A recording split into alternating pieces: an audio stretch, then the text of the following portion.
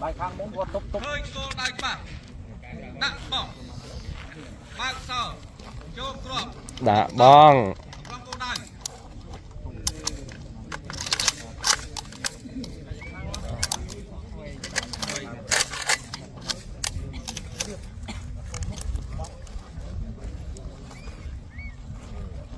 ơi ốc ma ơi giúp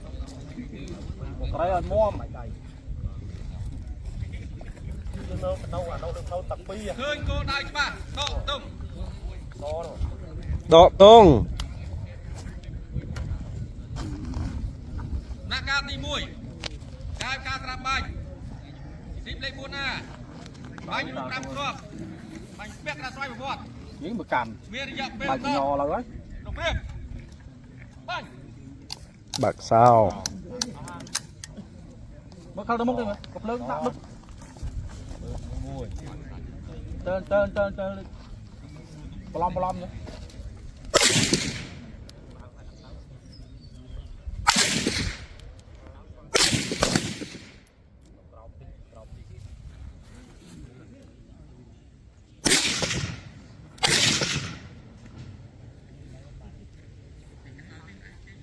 mấy đứa ăn một crop ạ.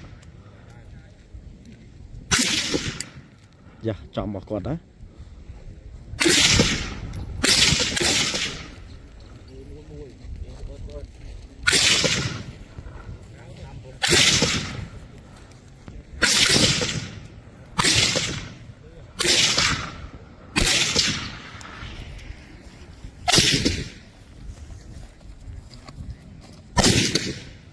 hàng 500 rồi một cây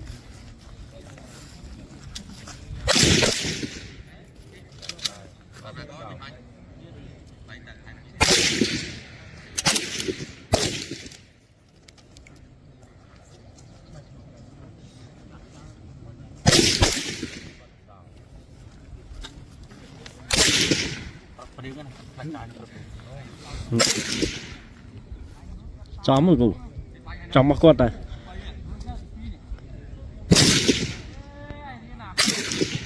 đập buồn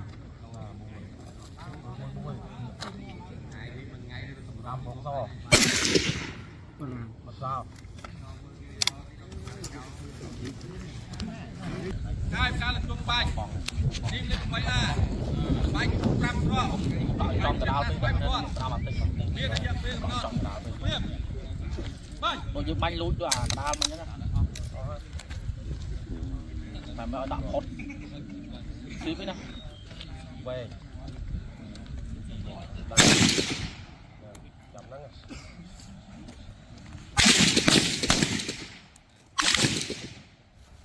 rong du quýt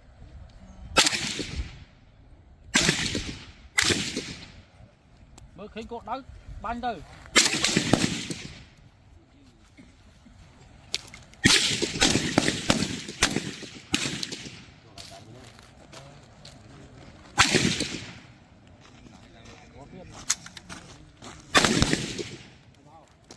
crop ôi à mày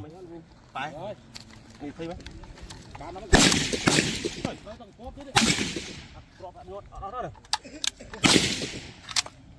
crop cái crop này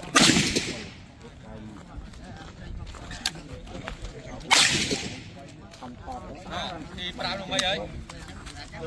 ra ngày pram mấy thì pram rồi đi pram crop đạn crop kia đó không